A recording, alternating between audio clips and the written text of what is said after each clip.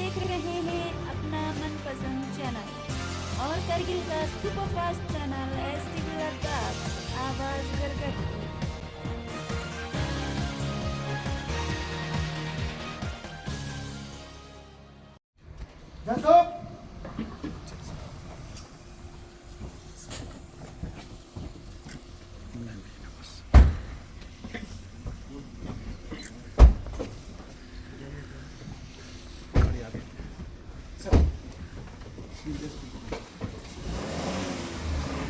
Chief engineer project Himank और team Himank की तरफ से DGBR lieutenant general Rajiv Chaudhary VSM का स्वागत करता हूं। आप सबको जानकर खुशी होगी कि ऑयल इंडिया कंपनी के द्वारा 8000 extreme cold climate jackets border road organisation को कॉर्पोरेट सोशल रिस्पांसिबिलिटी के अंतर्गत प्रदान की जा रही हैं। इनमें से 1800 जैकेट्स IOCL के द्वारा प्रोजेक्ट हिमांक को डेपो मैनेजर मिस्टर कोलचुक को शुक्रिया करना चाहता हूं। अब मैं DGBR कर्म योगियों को जैकेट प्रदान करें। तेंजिंग योंगडोंग,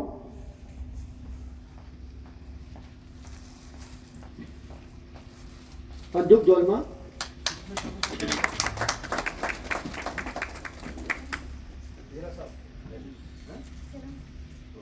संदुक दोलमा,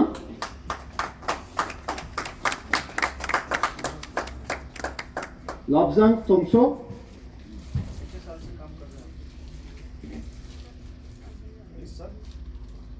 लॉब्जांग तोंगमो,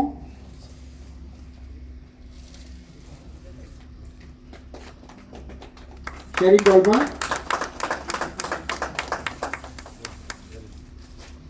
रिंगजिंग याल्डो,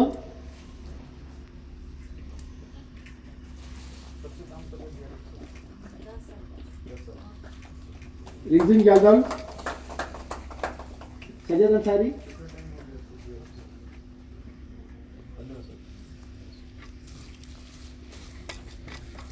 सैयद अंसारी,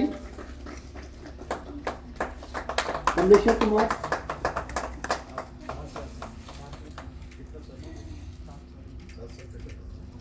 कमलेश्वर कुमार,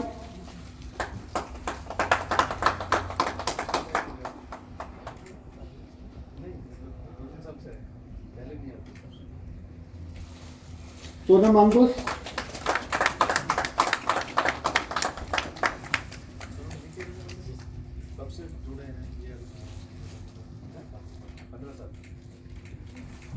शिव कुमार सोरेन,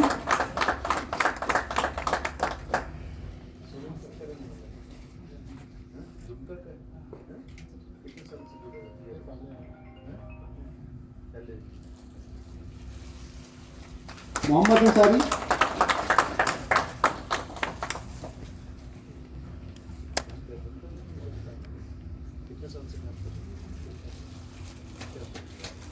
सुजन पुजाहर,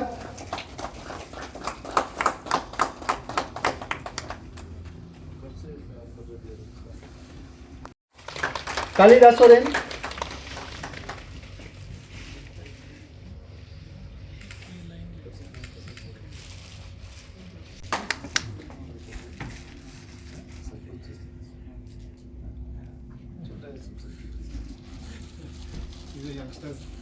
निर्मल Kisku,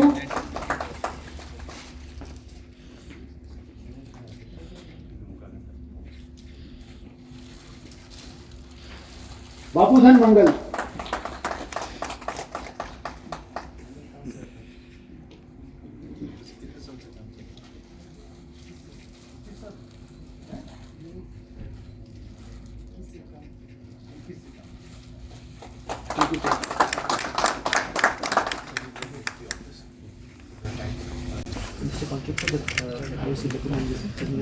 Very good. Very good job. बहुत अच्छे काम किया।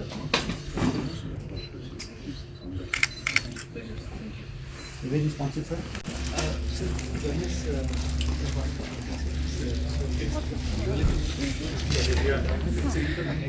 अगर आप इंस्पेक्शन करते हैं, इंस्पेक्शन करते रिपोर्ट चलेगी वो तो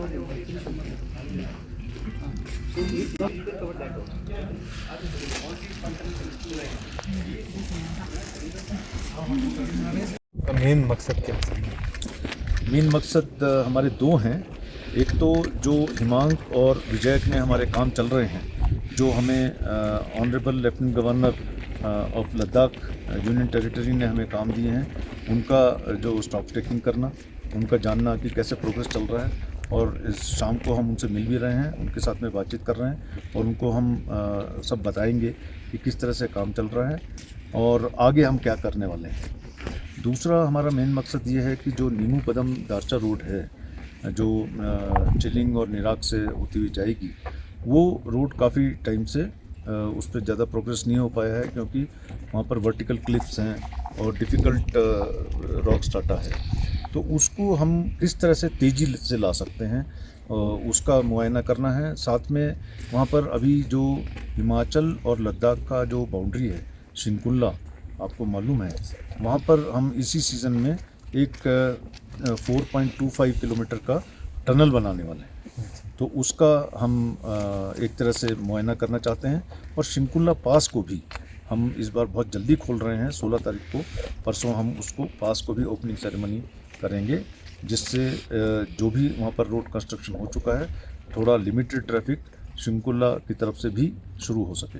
सर एक चीज़, लद्दाख जो है अभी 2 बॉर्डर सिमिटर्स हैं, LOC और LAC दोनों से सर, इसमें BRO का क्या रोल है सर? क्योंकि BRO जो है मेन है, जहाँ पर सड़क नहीं वहाँ पर हमारा जितने भी आर्टिलरी से कुछ भी हो, जो टेक्निक्स है वो नहीं पहुँचते सर। तो इसमें BRO का क्या रोल रहेगा सर? देखिए, पहले तो मैं आपको, ये बहुत अच्छा आपने प्रश्न पूछा है कि लद्दाख में LC और LOC दोनों हैं। तो उसमें जो मेन हमारा जो लद्दाख को जोड़ता है वो है जोजिला पास, जो वैली से, श्रीनगर वैली से जोड़ता है।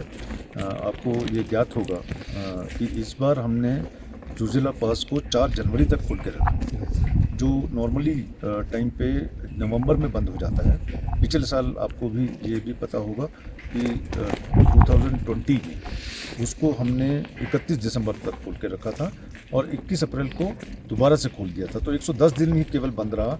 पहले ट्रेडिशनली जो जोजिला था वो तकरीबन 160 से 180 दिन बंद रहता था, 6 महीने तक बंद रहता था। लद्दाख के लोग बिल्कुल कट ऑफ हो जाते थे। लेकिन पिछले साल हमने उसको केवल 110 दिन क्लोजर रखा और खोल दिया, जिससे ट्रेड, कॉमर्स और मेडिकल इमरजेंसीज और बाकी चीज़ें की ज़रूरतें होती हैं वो लद्दाख के लोगों को मिल पाई जल्दी। इस बार हमने अपने जो रिकॉर्ड को और भी बेहतर किया और जोजिला पास को हमने 4 जनवरी तक खोल के रखा है इस साल। वो अपने आप में एक नया कीर्तिमान है। और जो दोबारा से जब हम खोलते हैं तो उसको 19 मार्च को खोल दिया, तो केवल 73 दिन ये बंद रहा। ये अपने आप में एक बहुत आश्चर्यजनक काम किया BRO के जो हमारे 2 चीफ इंजीनियर्स हैं, हिमांक और विजयक ने। तो लद्दाख केवल 73 दिन कट ऑफ रहा। उससे आप ये देखिए कि कितना फ़ायदा हुआ लद्दाख के लोगों को। जो सब्जियां हैं, बाकी चीज़ें हैं, ट्रेड कॉमर्स है, वो जल्दी उपलब्ध हो पाई। और जो हमारी यहाँ पर फोर्सेस भी डिप्लॉयड हैं, उनको भी जो सस्टेनेंस के लिए चीज़ें ज़रूरत होती हैं, वो जो रोड के रास्ते आता है वो 6 महीने बाद आता था, वो बहुत जल्दी आ पाया। तो इससे इकोनॉमी पे भी और सिक्योरिटी के भी, दोनों पे बहुत अच्छा असर पड़ा है। सर एक चीज़ और सर, ये नीमू दरचा रोड जो है वो डिफेंस पॉइंट ऑफ व्यू से कितना महत्व है इसका? देखिए, नीमू दरचा रोड जो है बहुत ज़रूरी है, जो लद्दाख को आज की डेट में 2 एक्सिस फीड करती है। एक तो श्रीनगर जोजिला कारगिल से ले आते हैं, और दूसरा जो हमारा मनाली सरचू और ले से जाता है। लेकिन वहाँ पर भी बहुत बर्फ़ पड़ता है। 3 मेजर पासेज हैं वहाँ पर, बारलाचला, लाचुंगला और टंगांगला। तो इनको क्रॉस करने के लिए भी बहुत दिक्कतें आती हैं, लेकिन उसको भी हमने इस बार 26 मार्च को ही खोल दिया। तीसरी एक्सिस जो है नीमू पदम दारचा, ये 3rd ऑल्टरनेटिव रोड है लेह को जोड़ने के लिए। हम लेह को ज़्यादा से ज़्यादा नीचे से प्लेन से जोड़ना चाहते हैं। तो इस एक्सिस पे बहुत तेज़ी से काम हो रहा है और अगले 3-3.5 सालों में ये एक्सिस बिल्कुल पूरी तरह से तैयार हो जाएगी। इस पर शिंकुला टनल बनना शुरू हो जाएगा इस साल से। वो टनल विश्व की सबसे ऊंची टनल होगी, 16,000 फुट पर वो टनल बनेगी। शिंकुला पास की जो हाइट है 16,600 फुट है। तो इसमें बहुत ज़्यादा BRO का फोकस है और BRO तीसरी एक्सिस को भी बनाने के लिए बहुत ज़्यादा तत्पर है। तीसरा चीज़ आपने पूछा था, जो शुरू में आपने प्रश्न किया कि लद्दाख की रोड्स पे हम क्या कर रहे हैं। लद्दाख में हम तकरीबन 5,000 किलोमीटर की रोड बना पाए हैं अभी तक, जिससे लद्दाख की कनेक्टिविटी बहुत बढ़ गई है। और लद्दाख गवर्नमेंट ने भी हमें जो ऑनरेबल लेफ्टिनेंट गवर्नर साहब हैं वो इस चीज़ को बहुत अच्छे से समझते हैं, यहाँ की सिक्योरिटी रिक्वायरमेंट्स को भी और यहाँ के जो लोगों की रिक्वायरमेंट्स है उसको भी, क्योंकि वो पहले डिफेंस सेक्रेटरी भी रहे हैं। तो उन्होंने हमें पिछले साल नॉमिनेशन बेसिस पर 5,000 करोड़ का एक पैकेज दिया, जिसमें 5 सड़क थी और 2 उसमें टनल्स थी, एक केला पर और एक हम्बोटिंगला पर। तो उसके ऊपर भी हम बहुत तेज़ी से काम शुरू कर दिया है। उन्हें, आपको याद होगा, आप भी थे उस टाइम पे, तुर्तुक से जो 5 सड़क था उसका उद्घाटन किया था। तो वो एक ऐतिहासिक कदम था जिसमें हम इंफ्रास्ट्रक्चर को बनाएं, उसी रोड के ऊपर टूरिज़्म भी चले, उसी रोड को आर्मी भी यूज़ कर सके और हम अपने सिक्योरिटी मैट्रिक्स को भी टाइट कर सके और अपने जितने भी नीचे वाले लोग आते हैं लद्दाख में, वो लद्दाख में देखें जो बड़ी बड़ी चीज़ें हैं, उससे लद्दाख की इकोनॉमी भी बहुत बेनिफिट करती है। सर, यहाँ आपने विश्व की ऊंचे रोड भी बनाया, अब एक विश्व की ऊंची टनल भी बनाने के प्लान चल रहा है। यहाँ टेक्नोलॉजीज आप किस तरह की अडॉप्ट कर रहे हो, क्या क्या नया टेक्नोलॉजीज आप ला रहे हैं? हाँ, ये आपने बहुत अच्छा पूछा है कि जो विश्व का सबसे ऊंचा सड़क है उमलिंगला पर जो बनाया, पिछले साल हमने उसको कंप्लीट किया, वो 19,024 फुट पर है, मतलब ऑफिशियली पास जो है 19,300 पर है, बस जो सड़क का जो हाइट है वो 19,024 पर है। वो एक अपने आप में इंजीनियरिंग अजूबा है। उसमें नई टेक्नोलॉजी हमने यूज़ की, नॉन फ्रॉस्ट ससेप्टेबल बेस लगाया, जिसमें क्या होता है कि जब बर्फ़ पड़ती है तो बर्फ़ जो पानी बनकर नीचे सड़क में चला जाता है और विंटर्स में उसको वो क्रिस्टलाइज होके सॉइल को ऊपर की तरफ प्रेशर डालता है, उससे सड़क का डैमेज होता है। तो उसको प्रिवेंट करने के लिए हमने ये NFSB को बेस हमारा बनाया। ये नई टेक्नोलॉजी है जिससे सड़क को कभी डैमेज नहीं होगा। दूसरा, हम नई टेक्नोलॉजी यहाँ पर लद्दाख में जो लेके आए हैं वो है इंटरलॉकिंग सीमेंट ब्लॉक्स। जो आपने देखा होगा चांगला पर हम 12 किलोमीटर का स्ट्रेच में ये ILCB लगाएंगे। ये पहली बार ये इंडिया में इस तरह का ब्लॉक्स यूज़ हो रहा है, जिसका कैपेसिटी जो है M50 है, मतलब 50 टन तक वो उस पर लोड ले सकता है। इसमें टैंक्स, गन सब कुछ जा सकते हैं। और दूसरा इसका सबसे बड़ा फ़ायदा ये है कि जब हम अपना स्नो क्लियरेंस करते हैं तो उससे अपर क्रस्ट जो है डैमेज हो जाता है, लेकिन इसमें वो चीज़ नहीं होगी क्योंकि ये उस चीज़ को सह लेता है और इसका जो लाइफ भी है वो बहुत लॉन्ग है, मतलब इसको मेंटेन करने के लिए बिल्कुल ज़ीरो रिक्वायरमेंट है। तो 12 किलोमीटर का ये स्ट्रेच हमने चांगला पर ये प्लान किया, उसमें से 2.5 किलोमीटर के करीब ऑलरेडी कंप्लीट हो गया है और इस साल हम कोशिश कर रहे हैं कि कम से कम 5 से 6 किलोमीटर इस बार कंप्लीट कर पाएँ। और हमने ये भी डिसीजन लिया कि जितने भी पासेज हैं यहाँ पर, खरदुंगला है और बाकी जितने भी पासेज हैं, उस पे भी हम इस तरह का ILCB को लगाएंगे जिससे कम डैमेज हो और जल्दी हम स्नो क्लियरेंस कर पाएँ। हाँ। ये जो आप हर जगह आप है कि आपने पूछा कि जो लेबर होते हैं वो हमारा बैकबोन है, जो काम हो रहा है, क्योंकि वो हमें हमारे साथ में इंटीग्रेट होते हैं, हमारा जो फोर्स है उसके साथ में मिलकर ये काम होता है। तो उनके वेलफेयर के लिए पिछले 1 साल से हमने बहुत चीज़ें की हैं। सबसे पहला जो काम किया है वो हम, क्योंकि यहाँ पर सबसे ज़्यादा ठंड पड़ता है, आपको मालूम है, तो जब वो लेबर स्पेशली जो झारखंड से, दुमका से आते हैं, बाहर से आते हैं, मैं आपको ये बताना चाहता हूँ कि ना केवल ये लोग यहाँ पर काम करते हैं, बट हम जहाँ के लोगों को भी बहुत काम देते हैं, एम्प्लॉयमेंट जनरेशन कर रहे हैं। यहाँ पर जो गर्मियों में ये दोनों जो हमारे चीफ इंजीनियर यहाँ पर हैं, तकरीबन 20,000 लेबर्स को एम्प्लॉय करते हैं। उसमें से 14,000 के करीब जो है वो बाहर से आता है और 6,000 के करीब लोकल लेबर होता है। क्योंकि लोकल लेबर का क्या है कि क्योंकि यहाँ पर पॉपुलेशन कम है तो उतना ही अवेलेबल करवा पाते हैं। और सर्दियों में ये कम काम होता है तो उसको करीब 5,000 के करीब हो जाता है वो, तो उसमें 3,000 के करीब जो है लोकल रहते हैं और 2,000 जो हैं बाहर से आते हैं। तो इसमें आप ये देखिए कि जब ये आपने देखा होगा सड़कों पे जब इनके कैंप्स होते थे पहले, वो टिन शेड टाइप होते थे, जो बिटुमेन के बैरल्स होते हैं उनको काट के बेचारे वो रहते थे। लेकिन हमने इस एकोमोडेशन इनके लिए किया जो सेंट्रली हीटेड है, जिससे इनको बहुत इनके लिए अच्छा हमने स्टेप लिया है, जिसमें डिफेंस सेक्रेटरी साहब भी आए थे अक्टूबर में, उन्होंने भी उसका मुआयना किया। और सब जगह पे हम यहाँ पर नहीं, अब सारे बॉर्डर के ऊपर जो 14 स्टेट्स में हम काम करते हैं उसमें सब जगह पे हमने ये डिसीजन लिया है और वो कंप्लीट भी हो गया है 90% के करीब, कि कोई टेंशन में नहीं रहेगा और अच्छे अकोमोडेशन में डिग्निटी के साथ रहेंगे।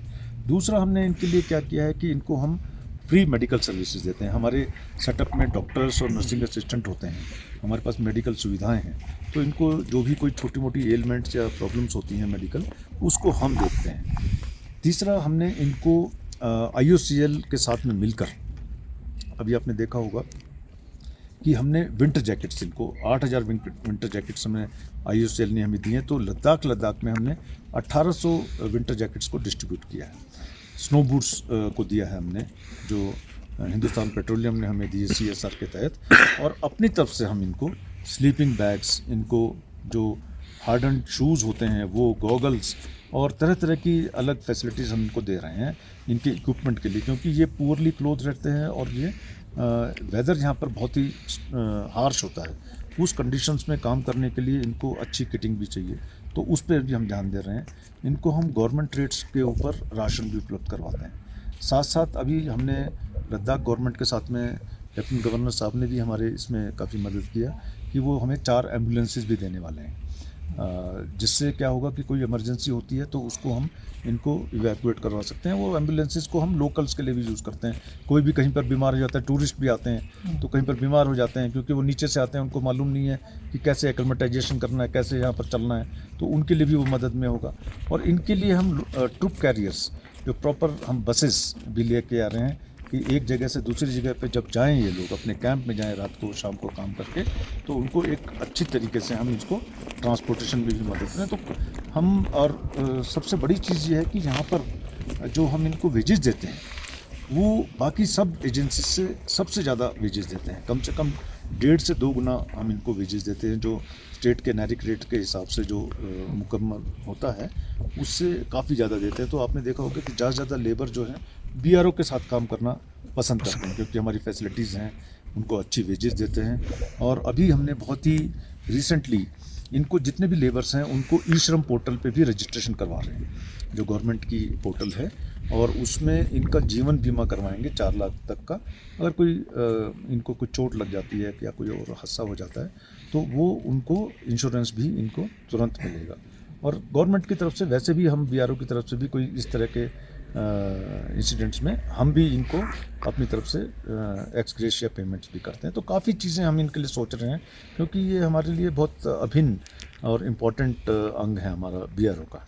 सर एक चीज़, ये अभी जो रिकॉर्ड बना है सर 73 डेज में जोजिला टनल को, उनकी लद्दाख को एक लाइफलाइन दी है सर। तो जो अफसर्स इसमें जिन्होंने योगदान दिया सर, खासकर दोनों चीफ इंजीनियर, तो BRO इनके लिए आगे क्या रिकमेंड कर रहे हैं सर?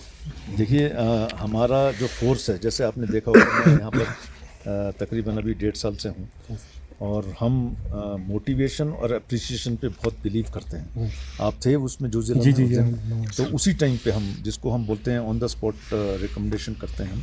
तो जितने भी लोग उसमें शामिल थे, तुरंत हमने अपना एक बैज होता है, कमेंडेशन कार्ड, वो उनको अच्छे काम लोगों को उसी टाइम देते हैं। और बाकी बाद में एक प्रोसेस होता है, जो हमारे चीफ इंजीनियर्स हैं, ऑफिसर्स हैं, बाकी हमारे जूनियर इंजीनियर्स हैं, सबको हम उनके कैरियर के लिए बहुत अच्छा करते हैं, जिससे वो जो उन्होंने काम किया उसको उनको भी प्रमोशन और अच्छी उसका फ़ायदा हो, और दूसरे लोग भी उसको देखकर मोटिवेट हों। उस मोटिवेशन से एक क्रांति आई है।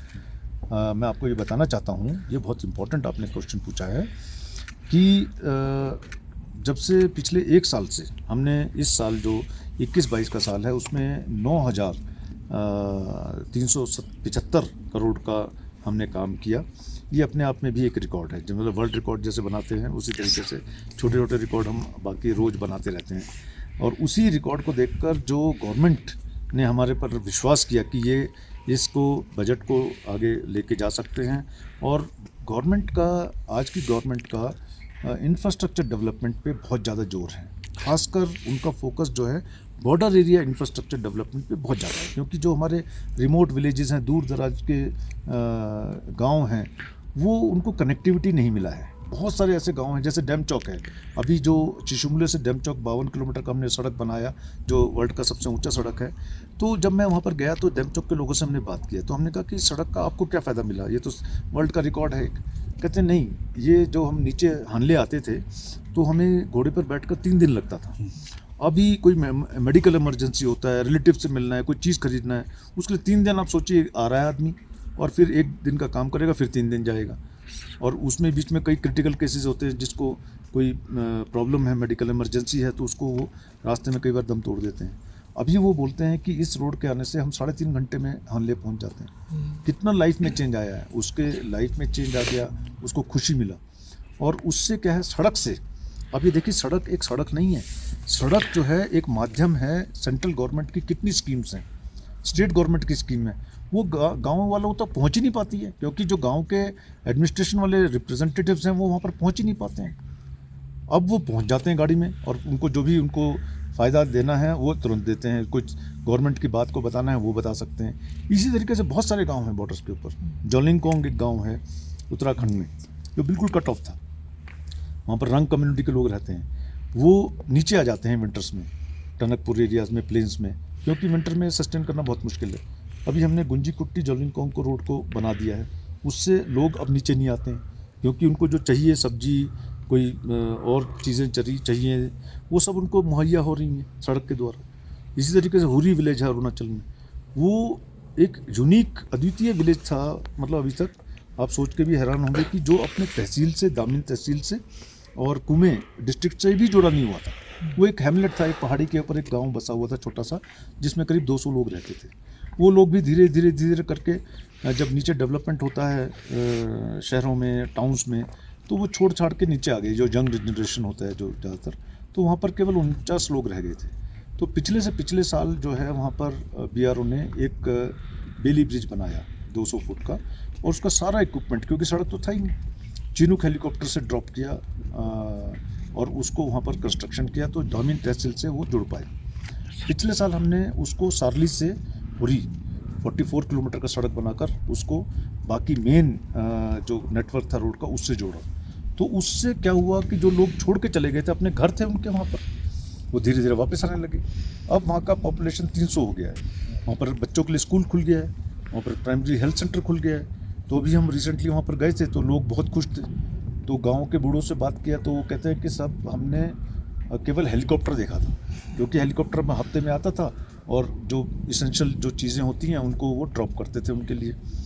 लेकिन हमने अपनी ज़िंदगी में कभी गाड़ी नहीं देखा था, क्योंकि वो नीचे ही नहीं जा सकते थे, जुड़े ही नहीं हुए थे। तो अब गाड़ियाँ आता है ऊपर, मोटरसाइकिल आ गया, लोगों के पास में उनका जो लिविंग स्टैंडर्ड्स है वो बढ़ गया। अभी आगे तक हम, बल्कि हुरी से आगे भी तापा करके एक जगह है, वहाँ पर भी हम सड़क बना रहे हैं। तो ये एक बहुत क्रांतिकारी परिवर्तन हुआ है BRO के सड़कों के नेटवर्क के द्वारा, जो दूर दराज के बिल्कुल गेलिंग, लामांग, विजयनगर ऐसे गांव हैं जो बिल्कुल कहीं से जुड़े नहीं हुए थे, टाकसिंग, बिदक, ये वहाँ पर 10-10 लोग रह रहे हैं, 15-15 लोग रह रहे हैं। अब धीरे धीरे सड़कों से हमने जोड़ा तो वहाँ पर पॉपुलेशन बढ़ रहा है, क्योंकि लोग तो अपनी ज़मीन को छोड़ना नहीं चाहते हैं और उनका लिविंग स्टैंडर्ड्स बढ़ रहा है, खुशहाली बढ़ रहा है। तो BRO ने एक पूरा बॉर्डर्स पे, नदर्न बॉर्डर्स पे, पहाड़ों में एक क्रांति लाया है। तो उससे सोचकर गवर्नमेंट ने इस ट्रस्ट से इस बार का हमारा जो बजट है वो 13,500 दिया है। 40% का इसमें इजाफा हुआ है, पिछले 9,300 से 13,500। इतना किसी डिपार्टमेंट का बजट नहीं बढ़ा है, क्योंकि उनको हमारे अंदर विश्वास है और हम ये चाहते हैं कि ये विश्वास हम अपने कायम करें अपने अच्छे काम से और लगातार तेज़ी से, अच्छी क्वालिटी से, और अगली बार हम इसको 20,000 लेके जाएं। ये हमारा उद्देश्य है, जिससे ज़्यादा से ज़्यादा लोगों का फ़ायदा हो सके। रोड नेटवर्क आता है तो उससे क्या होता है कि TV टावर्स, ये अपना मोबाइल टावर्स भी आते हैं, कम्युनिकेशन बढ़ता है।